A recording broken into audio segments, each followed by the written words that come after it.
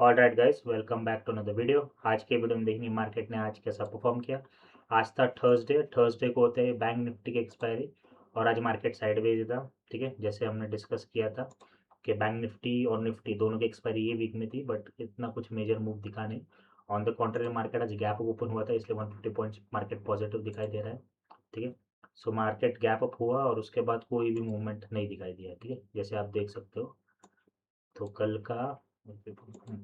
कल क्लोजिंग यह हुआ था, गैप अप यहाँ पर ओपन हुआ और मार्केट आज वो 24,188 से लेकर 24,261, ऑलमोस्ट 80 पॉइंट्स की आज एक टाइट रेंज के अंदर मार्केट कंसोलिडेट किया है।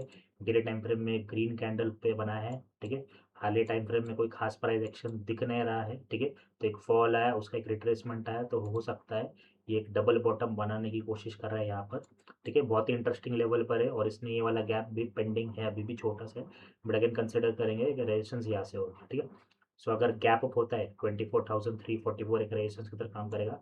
गैप डाउन के केस में 24,070 का राउंड लेवल एक सपोर्ट की तरह काम कर सकता है, कि मार्केट जो नीचे आया था यहाँ पर गैप कवर करने ही आया था और ऐसे लेने आया था।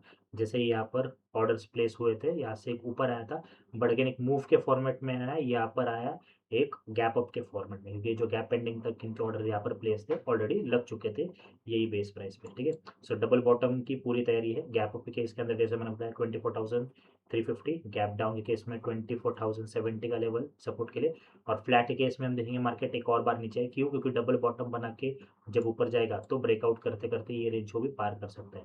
तो अगर इस रेंज को पार करना है तो मार्केट को इस यहाँ पर सपोर्ट लेने आना पड़ेगा, और हो सकता है कि सपोर्ट भी ना ले तो ये वाला गैप भी कवर कर सकता है।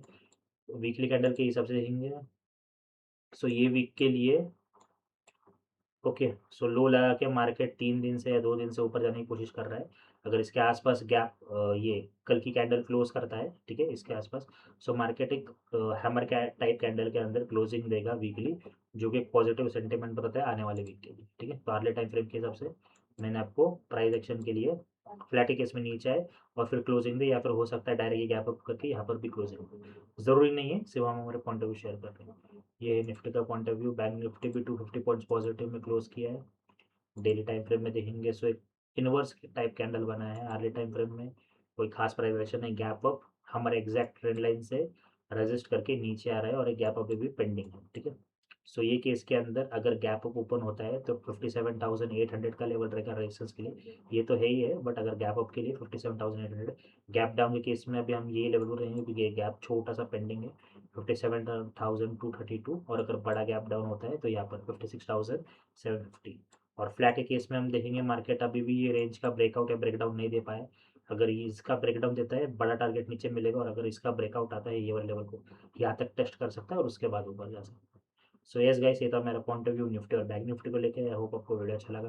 वीडियो अच्छा लगा तो लाइक शेयर और सब्सक्राइब कीजिए, और चाहते हैं आपके पोर्टफोलियो में कुछ स्टॉक्स है उस पर मैं ऐसे ही पॉइंट ऑफ व्यू देता रहूँ, लेवल्स बताऊँ, तो आप उनको कमेंट कर सकते हो। तो मिलते हैं नेक्स्ट वीडियो।